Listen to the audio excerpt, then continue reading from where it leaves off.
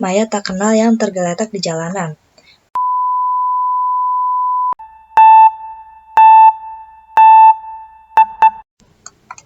Assalamualaikum warahmatullahi wabarakatuh. Halo, aku Zulfauzia Zahra, absen 36 dari kelas 12 IPS 1, mau membahas tentang penembakan misterius yang biasanya disingkat atau dipanggil Petrus, terjadi di sejumlah kota besar di Indonesia pada periode tahun 1982 sampai 1985.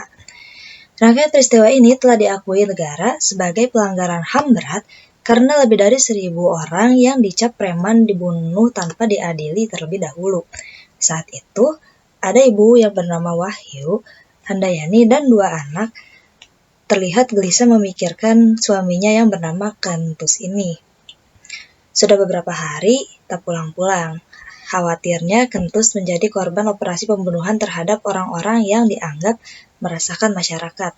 Di Yogyakarta, pada 1983, nyaris setiap hari ditemukan mayat tak kenal yang tergeletak di jalanan. Mayatnya biasanya diletakkan di jalanan atau dibuang di hutan. Kondisi tangannya biasanya terikat atau dibungkus karung.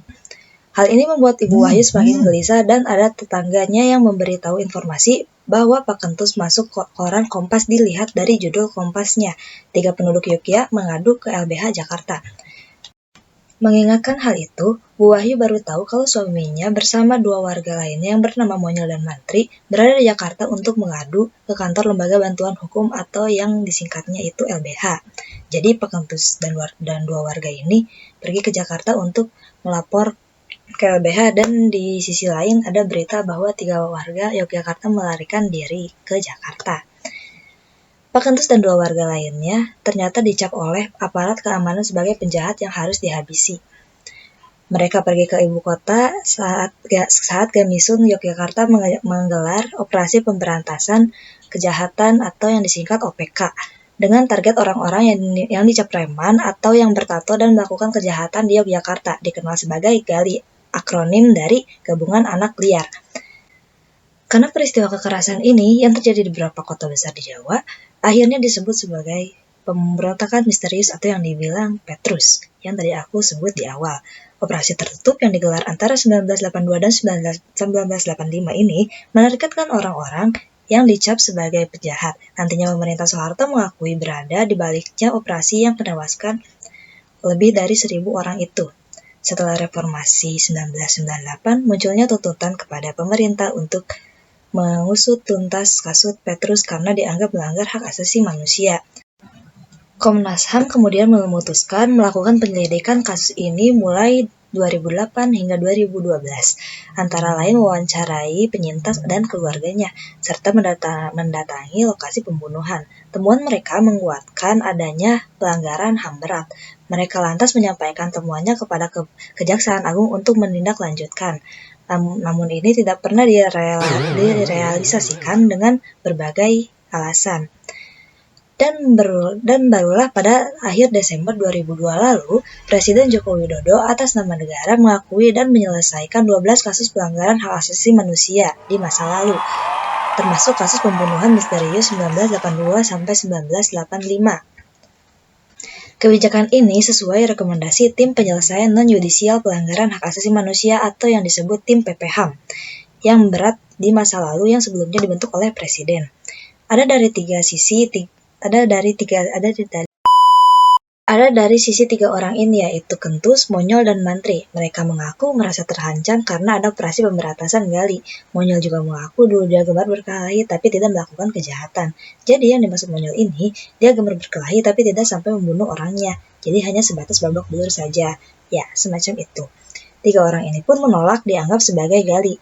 Kentus juga mengaku kalau dia mempunyai pekerjaan, yaitu menjadi petugas keamanan di sekolah. Dan Mantri juga mengaku dia punya pekerjaan sebagai satpam di shopping center.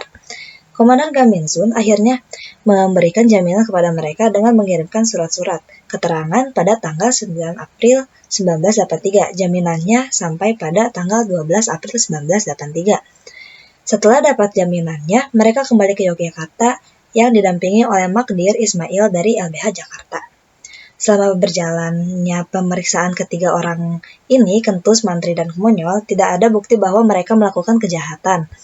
Semisalnya memaksa atau diperas untuk memberikan uang pedagang di toko-toko Yogyakarta, dan akhirnya Kentus, Mantri, dan Monyol dibebaskan dan dinyatakan bahwa terbukti tidak bersalah.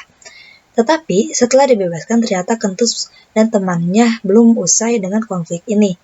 Mereka harus mengikuti upacara di Koramil. Pak Kentus juga mengaku tidak bisa tidur di rumah karena sering dikelilingi oleh intel dan susah mendapatkan pekerjaan karena dia di blacklist dan akhirnya tidak mendapat pekerjaan.